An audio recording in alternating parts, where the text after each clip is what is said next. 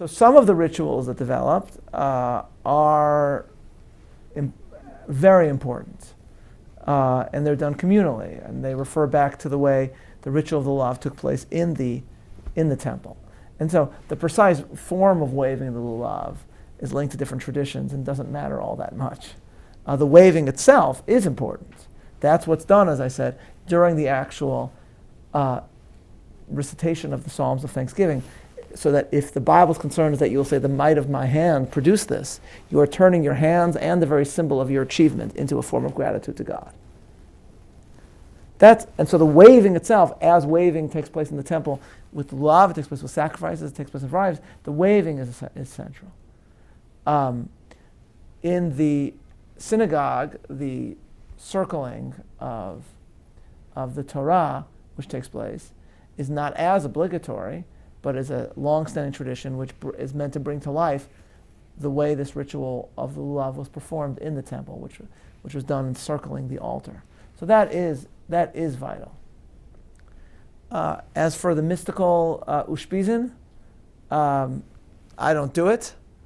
I'm certainly not going to knock it, but it was never a part of the Sukkot in which I grew up.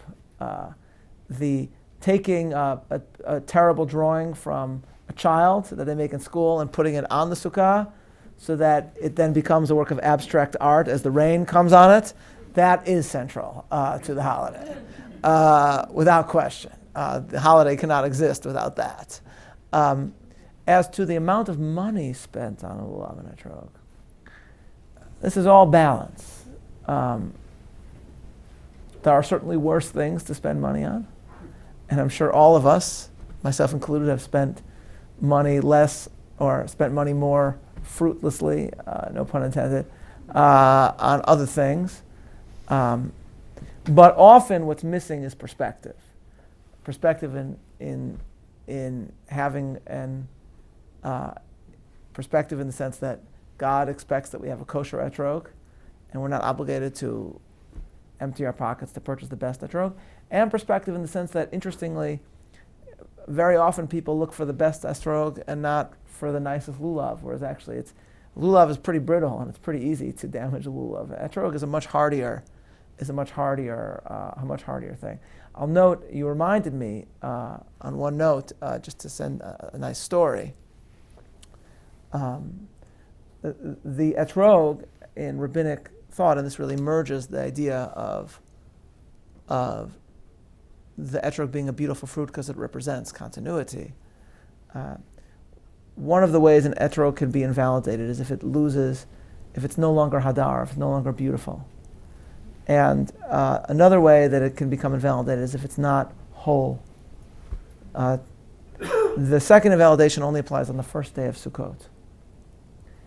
Now, suppose somebody bit an etrog, so they're actually bites a chunk out of the etrog.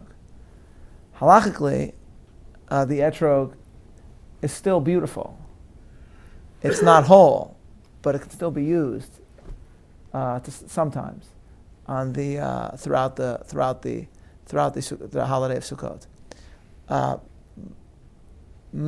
One of my sons, once on Sukkot, took my etrog out of its box and bit it. And for the rest of Sukkot, it had these nice teeth marks in it. Most beautiful etrog I ever had, I think. So.